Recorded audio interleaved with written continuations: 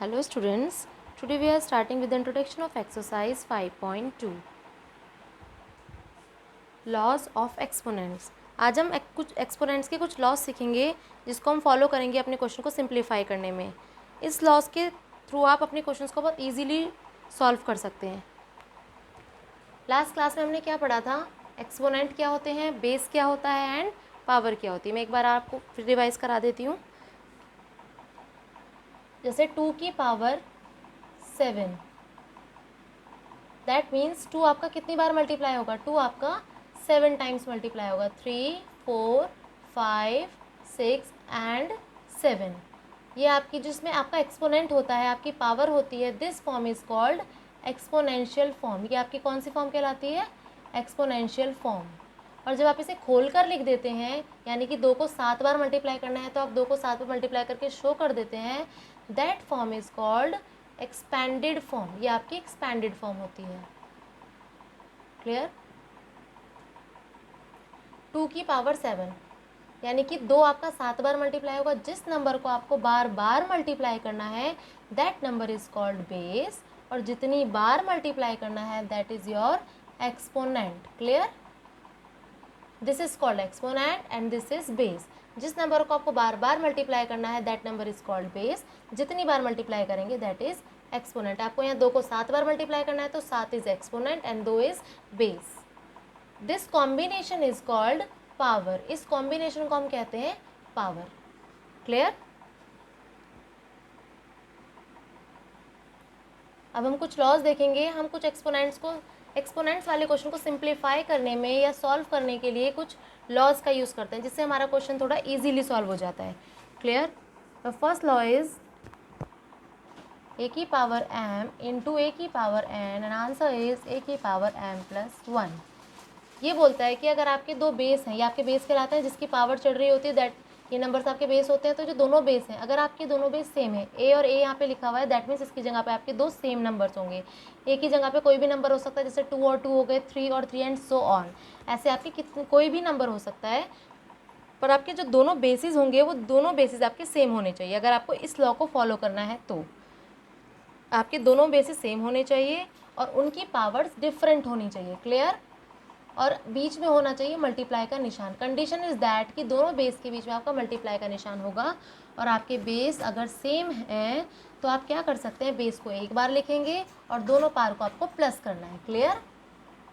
जैसे कि हम एग्जाम्पल देख लेते हैं, जैसे कि 2 की पावर 4 मल्टीप्लाई 2 की पावर 3। क्लियर? यहाँ पे आपके दो सेम बेस हैं 2 और 2, और दोनों की डिफरेंट आपके एक्सपोनेंट हैं 4 एंड 3। तो आप इसे कैसे, एक्सपोनेंट आपकी जो डिफरेंट है आप इन्हें कैसे सॉल्व कर सकते हैं? आपको मैंने बताया, अगर आपके दो सेम बेस हैं, अलग अलग पावर्स हैं और मल्टीप्लाई में, मेन कंडीशन इज दैट कि मल्टीप्लाई में होंगे, तो आपको बेस को एक बार लिखना है और दोनों पावर्स आपकी प्लस हो जाएंगी। क्लियर? तो यहाँ 2 की पावर इज 4 प्लस 3 इज 7, तो आपका इसका आंसर हो गया 2 की power 7। Second exponent law is a की power m divide by a की पावर n। या आपको एक क्वेश्चन ऐसा दिख सकता है, a की पावर m अपॉन a की पावर n। डिवाइड में आप इसको अपॉन में भी लिख सकते हैं, एज ए फ्रैक्शन भी लिख सकते हैं। क्लियर? तो ऐसे जो आपकी कॉम्बिनेशन होता है, इसका आपका आंसर आप कैसे लिख सकते हैं? आपके दो अलग सेम बेस हैं यहाँ पे और आपकी दो अलग अलग पावर है, लेकिन फर्स्ट लॉ में ये मल्टीप्लाई में थे, सेकंड लॉ में ये डिवाइड में। इफ़ अगर ये डिवाइड में है तो हम दो जो हमारे सेम बेस हैं उसे एक बार लिखते हैं और हमारी जो डिफरेंट पावर्स हैं इन्हें प्लस की जगह हम माइनस करते हैं, क्योंकि प्लस हम करते हैं जब वो केस मल्टीप्लाई वाला होगा और डिवाइड करेंगे जब वो केस हमारा माइनस वाला होगा। क्लियर? तो जैसे हम एक और एग्जाम्पल ले लेते हैं, लाइक 2 की पावर 7 डिवाइड बाय 2 की पावर 4। क्लियर? तो आपको यहाँ पे क्या करना है, ये वाला लॉ फॉलो हो रहा है, इसमें दो सेम बेस हैं, राइट, और यहाँ पे दो डिफरेंट आपकी पावर्स हैं। तो आपको क्या करना होगा, दो बेस जो आपके सेम है आप उसे एक बार लिखेंगे और टू डिफरेंट पावर्स को आपको माइनस करना है। यही किया था हमने, जो हमारे दो सेम बेस थे उसे एक बार लिखा और पावर जो हमारी डिफरेंट थी उन्हें हमने माइनस कर दिया। 2 की पावर 7 माइनस 4 इज 3। क्लियर? ये आपका सेकेंड लॉ है। Now third law is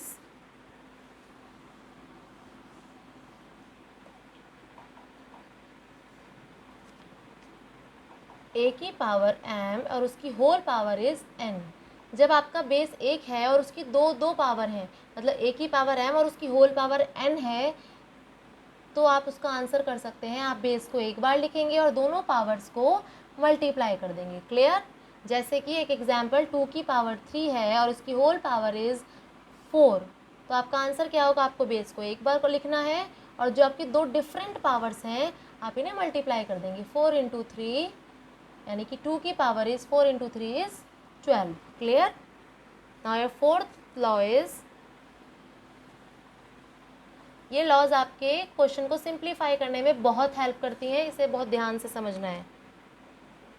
fourth law is a की पावर m इंटू बी की power m and your answer is a into b की पावर m। क्लियर?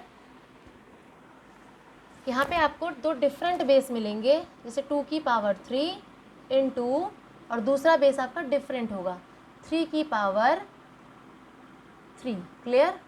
यहाँ पे आपके बेस डिफरेंट हैं और आपकी पावर्स सेम है, और अगर ये मल्टीप्लाई में है तो आपको क्या करना होगा?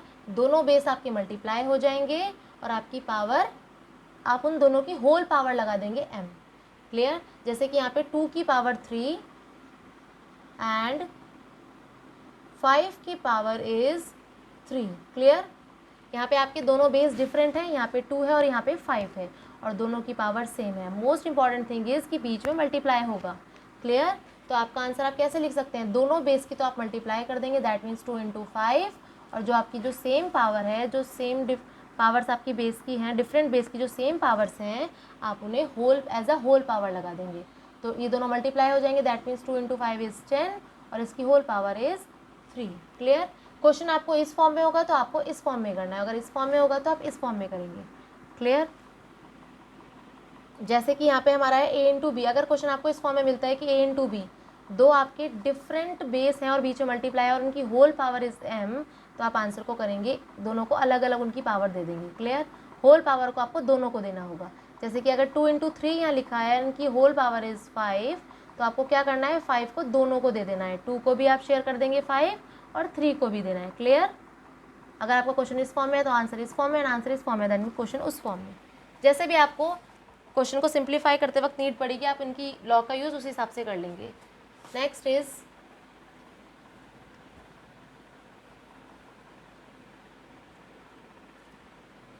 Fifth law is a by b की पावर m एंड m, और आप इसे होल पावर दे देंगे m।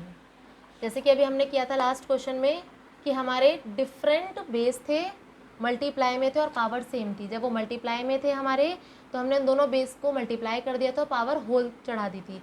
यहाँ पे हम क्या करेंगे? हमारे अगर दो डिफरेंट बेस हैं, जैसे कि 2 की पावर 3 और 7 की पावर 3, तो हमें क्या करना होगा? दोनों बेस को तो हम डिवाइड कर देंगे और उनकी होल पावर लगा देंगे 3।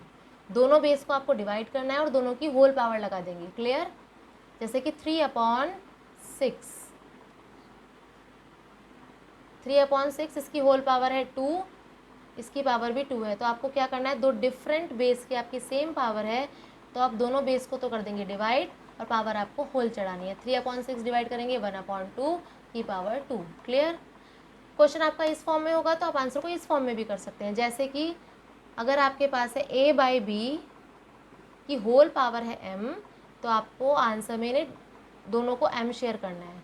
आप इसे भी m देंगे और इसे भी m देंगे। क्लियर? जैसे कि एक एग्जाम्पल मेरे पास है 2 की पावर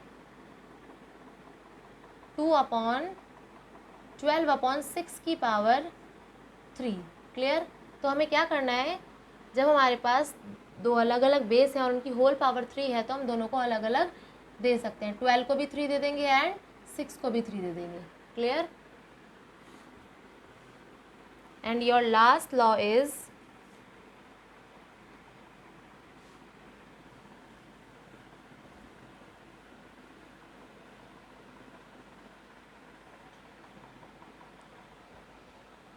a की पावर 0 इक्वल्स टू 1। अगर आपके किसी भी नंबर की, a की जगह पे आपका कोई भी इंटीजर हो सकता है, किसी भी नंबर की अगर आपकी पावर 0 है तो आपका आंसर 1 होगा। जैसे कि 2 की पावर 0, आप डायरेक्ट आंसर लिख सकते हैं 1।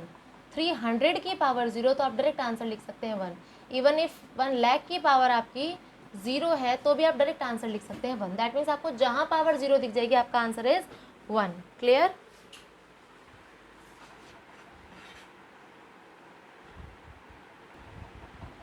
Exercise 5.2 question number 1 a part is 4 की power 2 and whole power is 2।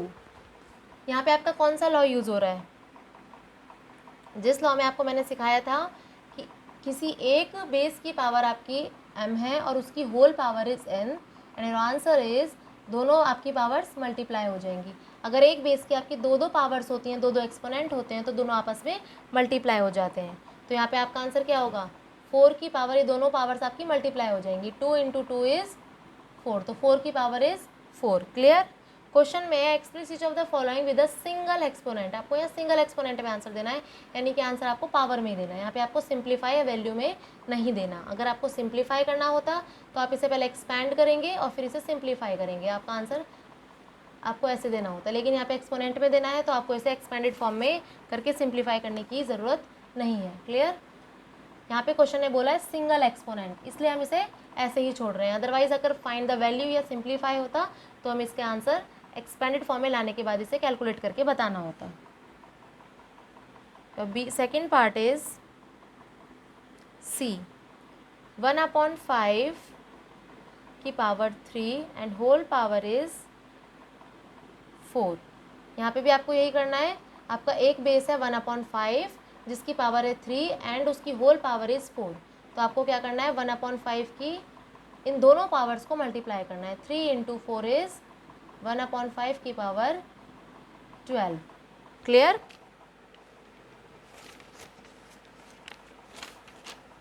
Now f part.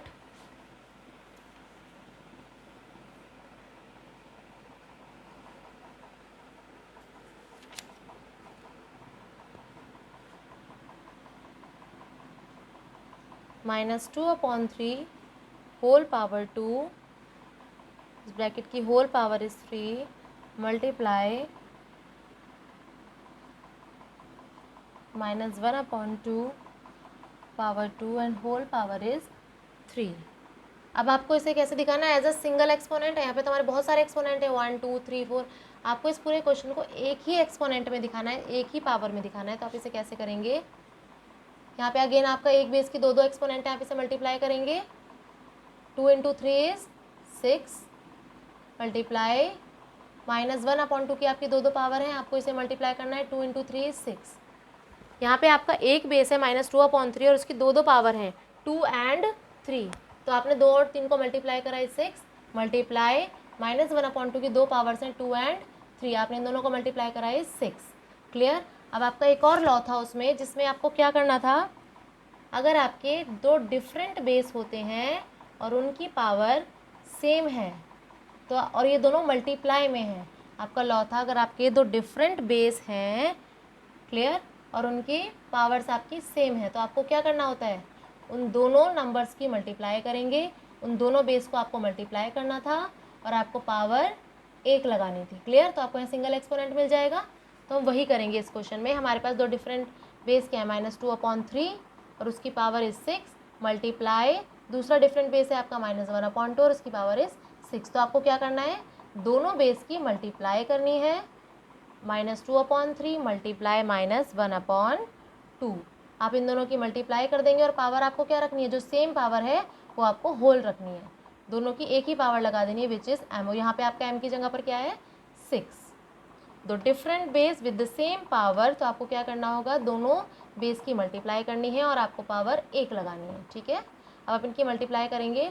-2 × -2 is +2, 3 × 6 is 6 और इसकी पावर 6। आप इसे रिड्यूस भी कर सकते हैं 1/3। 2 1 ज़ा 2, 2 3 ज़ा 6। और आंसर इज 1/3 की power 6। As a single exponent आपका आंसर आ गया। पहले इतने सारे एक्सपोनेंट थे और एज अ सिंगल एक्सपोनेंट आ गया। तो हमने इसे कैसे सॉल्व किया है? With the help of laws of exponent. Clear? बाकी सारे क्वेश्चंस आपको इसके जैसे ट्राई करने हैं क्वेश्चन नंबर 1 के। Now question number 2, find the value of 2 की पावर 3 मल्टीप्लाई 2 की पावर 4। इसमें आपको उसकी वैल्यू निकालनी है। दैट मीन्स आपको एक्सपोनेंशियल फॉर्म में आंसर को नहीं छोड़ना है। जब भी आपका क्वेश्चन फाइंड द वैल्यू और सिंप्लीफाई होगा तो आपको आंसर नंबर में निकालना है। फाइनल आंसर आपका डिजिट में होना चाहिए। एक्सपैंड करने के बाद आपका आंसर सिंप्लीफाइड होना चाहिए। एक्सपोनेंशियल फॉर्म में हमें एक्सपोनेंट आंसर में नहीं दिखेगी। क्लियर? यहाँ पे आपको क्या करना है, यहाँ पे हमारा एक लॉ यूज़ हो रहा है विच इज़, हमारा क्या लॉ होता है, लॉ इज़ अगर आपके दो सेम बेस होंगे और उनकी डिफरेंट पावर्स हैं और वो मल्टीप्लाई में है तो आपका आंसर इज़, आप बेस को एक बार लिखेंगे और आपकी पावर्स ऐड हो जाएंगी। यही लॉ आपका यूज़ होगा क्वेश्चन नंबर सेकंड के ए पार्ट में। क्लियर? तो आपको क्या करना है, 2 की पावर आपकी 3 है इंटू 2 की पावर 4 है, तो आपको 2 को एक बार कॉपी करना है और दोनों पावर्स आपकी ऐड ऑन हो जाएंगी। क्लियर? और answer is 4 + 3 into 4 + 3 is 7। Clear? अब आपको इसे वैल्यू निकालनी, दैट मीन्स आपको एक्सपोनेंशियल फॉर्म में आंसर को नहीं छोड़ना है। This is not your final answer. आपको इसे पहले एक्सपैंडेड फॉर्म में कन्वर्ट करना होगा। एक्सपैंडेड फॉर्म इज 2 को आपको 7 बार मल्टीप्लाई करना है, 2 into 2 into 2 into 2 and 7 times. Clear? Your answer is 128.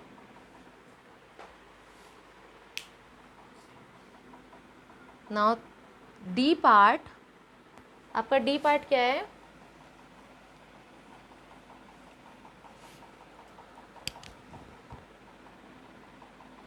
your D part is 6 की पावर 6 डिवाइड 6 की पावर 3।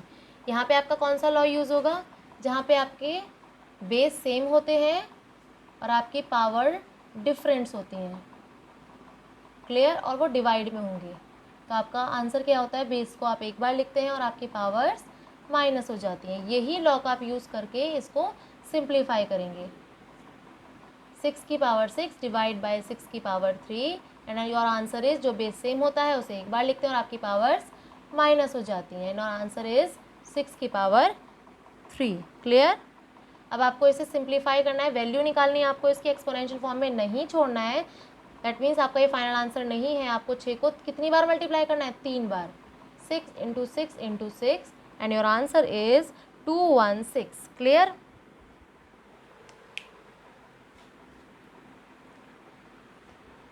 नाउ सी पार्ट,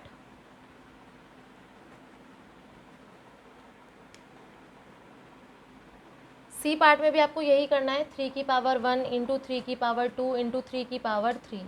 आपके 3 सेम बेस हैं और तीनों की पावर डिफरेंट है। आप वही लॉ यूज़ करेंगे जिसमें आपको क्या होता है, आपकी पावर्स अगर, आपके बेस अगर सेम है और यू हैव डिफरेंट पावर्स और वो मल्टीप्लाई में है तो आपकी पावर बेस एक बार लिखते हैं और पावर्स ऐड ऑन हो जाती हैं। आपको यहाँ पे भी यही करना है, आपके तीनों बेस सेम है और तीनों की डिफरेंट पावर है, तो आप बेस एक बार लिखेंगे और तीनों पावर्स आपकी ऐड हो जाएंगी। क्लियर? आंसर इज 6, 3 की पावर 6। अब आपको इसे सिंप्लीफाई करना है, दैट मीन्स 3 को कितनी बार मल्टीप्लाई करना है, 6 times, 1 2 3 4 5 and 6 and answer is 729. Clear?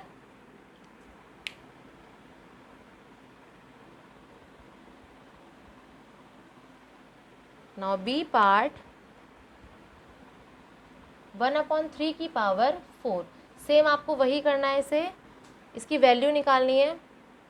इसकी वैल्यू हम कैसे निकालते हैं, यहाँ पे कौन सा लॉ आप यूज़ कर सकते हैं, हम यहाँ पे लॉ करेंगे a/b की पावर। दो डिफरेंट बेस की पावर अगर आपकी एक नंबर होती है तो आप इन्हें अलग अलग दे सकते हैं। m आप a को भी देंगे और m आप b को भी देंगे, क्योंकि a/b की whole power is m, that means ये पावर दोनों की है। तो हमने वही किया, 1/3 की होल पावर थी 4, दैट मीन्स ये 4 सिर्फ 1 का नहीं ना सिर्फ 3 का, दोनों का है, तो आप दोनों को अलग अलग दे देंगे। 1 को 4 आप अलग देंगे और 3 को अलग, उसका एक्सपोनेंट अलग से दे देंगे। अब आपको क्या करना है, इसे एक्सपैंडेड फॉर्म में कन्वर्ट करना है। 1 को 4 टाइम मल्टीप्लाई करेंगे और 3 को भी आप 4 टाइम मल्टीप्लाई करेंगे, राइट। 3 into 3 into 3 into 3। 1 को आप कितने भी टाइम मल्टीप्लाई करते हैं, कितनी बार भी मल्टीप्लाई कर रहे हैं, आपका आंसर हमेशा 1 ही रहेगा। और 3 को 4 टाइम्स मल्टीप्लाई करने per your answer is 81। Clear?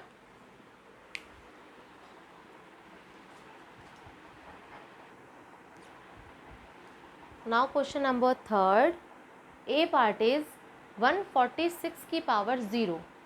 मैंने आपको एक लॉ 6 समझाया था, उसमें क्या बताया था, अगर आपका किसी भी बेस की पावर 0 होती है तो आपका आंसर इज 1। आप डायरेक्टली आंसर लिख सकते हैं 1। 146 की पावर 0, तो आपका direct answer is 1. Clear. Next E part 21 की पावर 0 माइनस 15 की पावर 0 मल्टीप्लाई 11 की पावर 0. आप पहले ब्रैकेट सॉल्व करेंगे.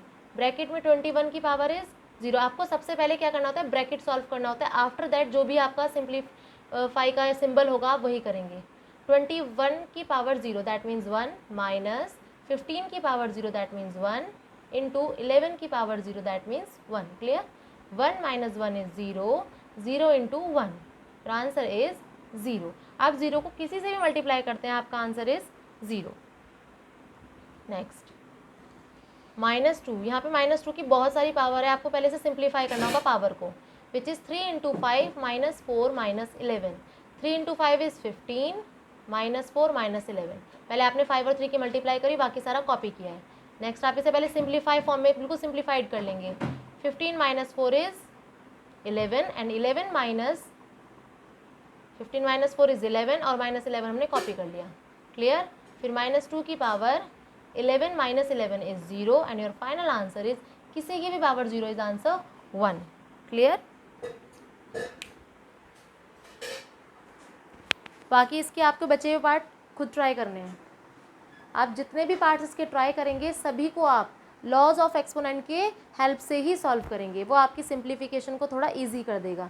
और इस क्वेश्चन में आपको आंसर फाइनल नंबर में एक वैल्यू देनी है, एक्सपोनेंट में नहीं छोड़ना है, आपको पावर में आंसर नहीं छोड़ना है, फाइनल आंसर देना है नंबर्स में, वैल्यू में. Now question number 4, find the value of x in each case. आपको हर केस में एक्स की वैल्यू निकालनी है.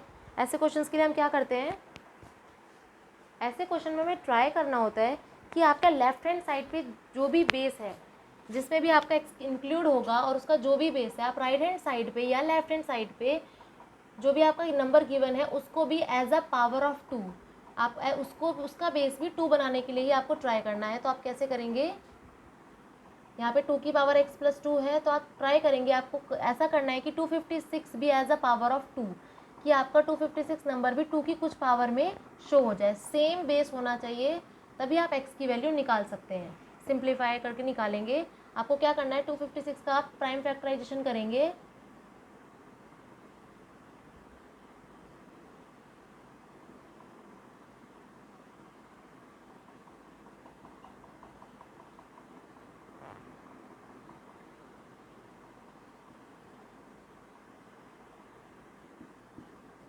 क्लियर. 1 2 3 4 5 6 7 8, यानी कि 2 आपका 256 आपका कैसे बना है, 256 आपने प्राइम फैक्टराइजेशन किया है तो आप 2 को 8 बार मल्टीप्लाई करेंगे. आप 2 को 8 टाइम्स मल्टीप्लाई करेंगे तब आपका आंसर आए 256. तो आप यानी कि 2 की पावर 8 लगा सकते हैं. क्लियर. 256 का मतलब क्या होता है, 256 का मतलब होता है जब आप 256 का प्राइम फैक्टराइजेशन करेंगे, जो भी आपके नंबर्स आते हैं उनकी मल्टीप्लाई करके लिखनी होती है. 256 में कितने आए, 1 2 3 4 5 6 7 8, 8 बार आपका यहाँ 2 आया है तो आप 8 टाइम्स मल्टीप्लाई करके लिखेंगे.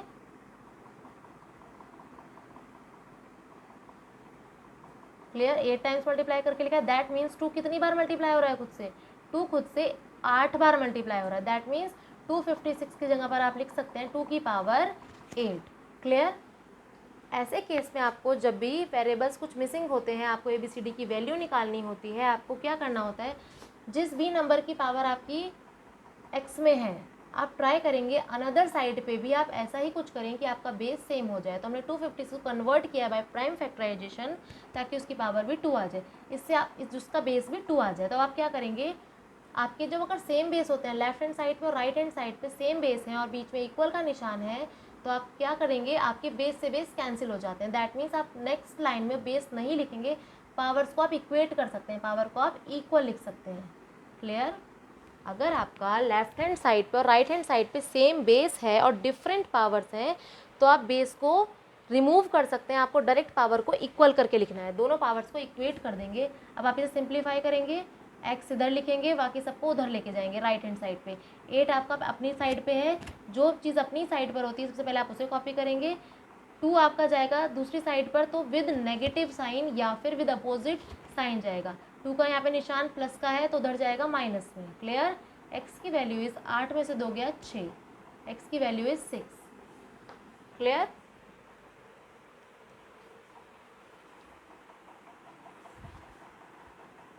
क्वेश्चन नंबर 3 के जितने भी पार्ट बचे हैं आपको वैसे ही ट्राई करने हैं। Question number 4, find the value of x in each case. इसमें भी आपको x की वैल्यू निकालनी है। मैंने आपको बताया था जिस भी नंबर की पावर आपकी x होगी आपको ट्राई करना है कि दूसरी साइड पर भी वही बेस हो विद डिफरेंट पावर। क्लियर? यहाँ पे ऐसे ही है, यहाँ पे -8/9 की पावर x है और राइट हैंड साइड पे भी आपका बेस 8/9 ही है, तो यहाँ पे आपको कोई प्राइम फैक्टराइजेशन करने की नीड नहीं है। लेकिन आप यहाँ पे सिंप्लीफाइड करेंगे इसे, यहाँ पे आप लॉ लगा सकते हैं, जब आपकी सेम बेस के डिफरेंट पावर्स होती हैं और बीच में डिवाइड का निशान होता है तो आप आंसर को लिख सकते हैं बेस एक बार और आपकी पावर हो जाएंगी माइनस। तो हम इसे थोड़ा सिंप्लीफाई करेंगे अब लॉ की हेल्प से। क्लियर? आपको क्या करना है, बेस एक बार लिखना है और पावर को माइनस कर देना है। आपका यहाँ बेस था -8/9 तो आप पावर को माइनस कर देंगे 15 - x और आपका राइट हैंड साइड पे क्या है -8/9 का स्क्वायर या पावर 2। क्लियर? अब आपका वही फॉर्म है, मैंने आपको बोला था जिस भी बेस की पावर आपकी x की फॉर्म में होगी दूसरी साइड पर भी वही बेस होना चाहिए विद डिफरेंट पावर। तो यहाँ पे सही है, तो हमें क्या करना होता है, नेक्स्ट स्टेप में हम बेस को रिमूव कर देते हैं। हमारे पास बेस नहीं होता, हम पावर्स को इक्वल कर सकते हैं। Clear? If bases are same power should be equal. अगर ये दोनों बराबर हैं तो आपकी पावर्स बराबर ही होंगी, बिकॉज 2 की पावर 2 सिर्फ तभी बराबर हो सकता है 2 से जब इसकी पावर भी 2 होगी, राइट? 3 की पावर 3 हमारा 3 से तभी इक्वल हो सकता है अगर 3 की पावर 3, अगर यहाँ 3 की पावर 3 होना होकर 1 है तो दोनों का भी बराबर नहीं हो सकते, बिकॉज 3 की पावर 3 मीन्स 27 और 3 की पावर 1 मीन्स 3 और ये कभी इक्वल नहीं होते। अगर इन्हें इक्वल करना है और बीच में इक्वल का निशान आ रहा है दैट मीन्स ये दोनों इक्वल है। If bases are same power should be equal, that means ये पावर आपकी इक्वल ही होनी चाहिए। क्लियर? दैट्स वाई हमारा बेस हम रिमूव कर देते हैं नेक्स्ट स्टेप में और हमारी पावर्स इक्वेट कर देते हैं, इक्वल कर देते हैं। क्लियर? -x है उधर जाके आपका +x हो जाएगा विद डिफरेंट साइन जाएगा। 15 अपनी ही जगह पर है लेफ्ट हैंड साइड पे, तो पहले आप इसे कॉपी करेंगे। 2 आपका लेफ्ट हैंड साइड पे आएगा विद अपोजिट साइन, यहाँ +2 है तो यहाँ आएगा -2। क्लियर? 15 - 2 इज 13, x की वैल्यू आ गई आपकी 13। क्लियर?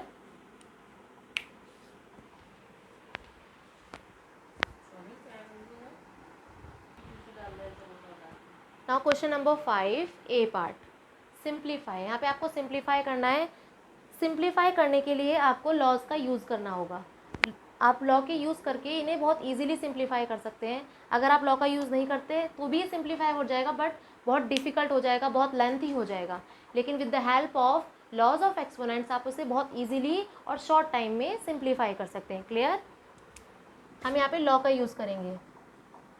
3 की पावर 5 इंटू, यहाँ पे आपके जितने भी बेस होंगे, सबसे पहली चीज़ आपको ध्यान में रखनी है, आपके यहाँ जितने भी बेस होने चाहिए, बेस की जो एक्सपोनेंट होती है दैट मीन्स जिस भी नंबर पे आपका एक्सपोनेंट है और ये बेस है आपका, ये सारे बेस आपके प्राइम नंबर्स होने चाहिए। If they are not prime तो आप इन्हें प्राइम नंबर्स की फॉर्म में लिखेंगे। यहाँ पे 3 की पावर 5 दैट मीन्स ये प्राइम है तो कोई प्रॉब्लम नहीं, आप इसे कॉपी करेंगे। 10 is not a prime number, तो आपको पहले से प्राइम नंबर की फॉर्म में लिखना होगा।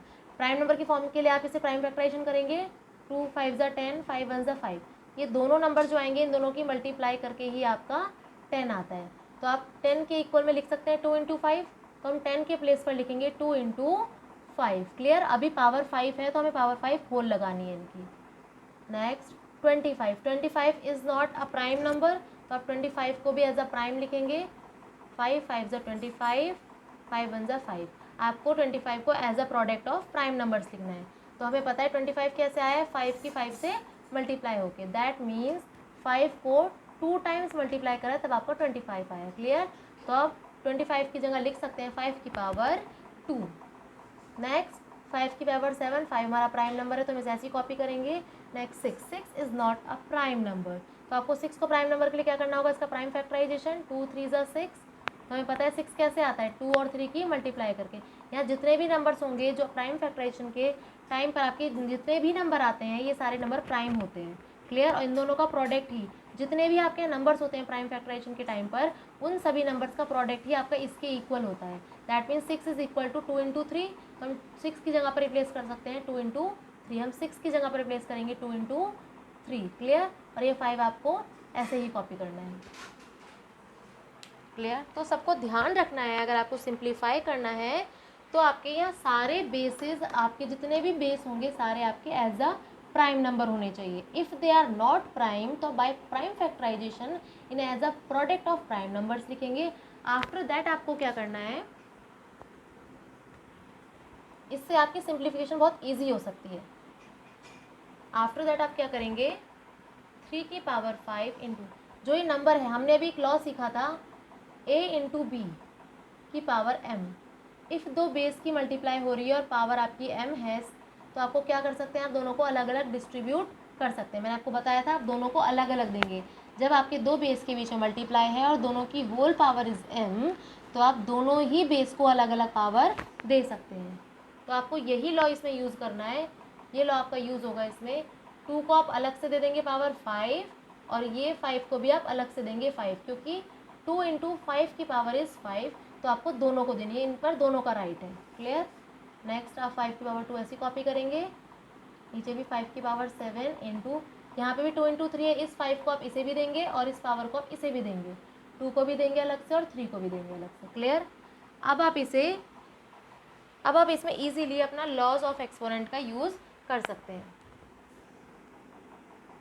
यहाँ पे आपके दोनों बेस सेम है और पावर, जब आपके बेस सेम होते हैं और डिवाइड में होते हैं तो पावर माइनस हो जाती हैं। दोनों बेस आपके यहाँ पे सेम है और डिवाइड में है तो पावर्स माइनस हो जाएंगी, 5 माइनस 5। क्लियर? 3 की पावर 5 है आपका, यहाँ पे आपके दोनों बेस सेम है और पावर्स आपकी माइनस हो जाएंगी। जब दो बेस सेम होते हैं और डिवाइड में होते हैं तो पावर माइनस होती है। क्लियर? नेक्स्ट यहाँ पे आपका 2 बेस है, यहाँ भी 2 बेस है और दोनों बेस आपके सेम है और डिवाइड में है तो आपकी पावर्स माइनस हो जाती हैं। क्लियर? आपका ये भी यूज़ हो चुका है, ये भी यूज़ हो गया है। नेक्स्ट यहाँ पे आपका 5 की पावर समथिंग है एंड 5 की पावर भी समथिंग है, तो आपको क्या करना है, दोनों बेस आपके सेम है और मल्टीप्लाई में है। तो एक लॉ था कि अगर आपके दोनों बेस सेम है तो आप बेस को एक बार लिख के दोनों पावर्स को ऐड कर देंगे। क्लियर? अब आपका नीचे बस 5 की पावर 7 है, तो अब आप इसे ऐसे लिखेंगे, इसे बाद में सिंप्लीफाई करेंगे। स्टेप बाय स्टेप आपको ऐसे काम करना है। ये आपका, इससे बहुत इजी आपकी कैलकुलेशन हो सकती है, बहुत इजीली आप इसे सिंप्लीफाई कर पाएंगे। 5 minus 5 is 0 multiply 2, 5 minus 5 is 0 multiply 5 की power is 5 plus 2 which is 7। Next 5 की पावर 7। क्लियर? किसी की पावर 0, एक लॉ, आपका एक लॉ है, जब किसी की पावर 0 होती है और आंसर इज़ 1, आंसर इज़ 1। 5 की पावर 7 आप ऐसे ही कॉपी करेंगे। अब आपको देखना है दोनों बेस आपके सेम है और डिवाइड में है तो पावर माइनस हो जाती है, राइट? 1 इंटू 1 इज़ 1, 5 की पावर 7 माइनस 1 इज़ 0, 1 इंटू 5 की पावर 0 इज़ 1, 1 इंटू 1 इज़ 1, और आंसर इज़ 1। तो आपको क्या करना है, सबसे पहले सिंप्लीफाई करते वक्त आपको ध्यान रखना है आपकी जितने भी नंबर्स की पावर लगी होगी वो सारे ही नंबर्स आपके प्राइम नंबर्स होते हैं, और अगर प्राइम नहीं है तो आप इन्हें as a product of prime लिखेंगे, जो कि आप लिख सकते हैं by prime factorisation. After that अगर आपने as a product of prime लिख लिया तो आपको ये पावर्स इन्हें अलग अलग देनी है, उसके बाद ही आप लॉ ऑफ एक्सपोनेंट का यूज़ करेंगे 1 बाय 1। क्लियर?